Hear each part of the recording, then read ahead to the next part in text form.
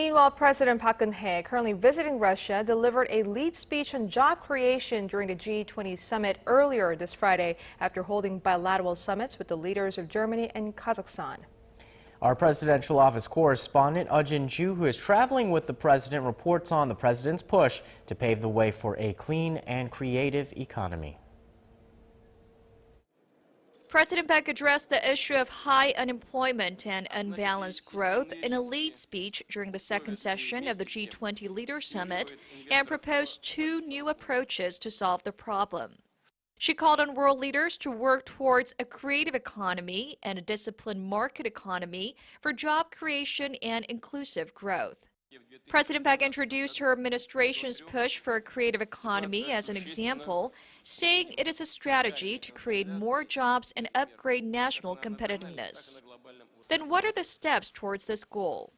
The president stressed that economies should tear down regulatory barriers and create a business environment in which people with creative ideas can have more opportunities. A disciplined market economy, President Park says, can only be realized when unfair practices or rules are rooted out. She also emphasized the importance of strengthening the monitoring of regulations that could be blocking the growth of small and medium-sized companies and venture firms. Earlier in the day, President Park met separately with German Chancellor Angela Merkel and Kazakh President Nursultan Nazarbayev. President Park and Merkel discussed ways to expand the two countries' cooperation and agreed to work together with the international community in finding a political solution for the Syria issue. Nazarbayev once again invited President Park to Kazakhstan, and the two promised to further strengthen their economic ties.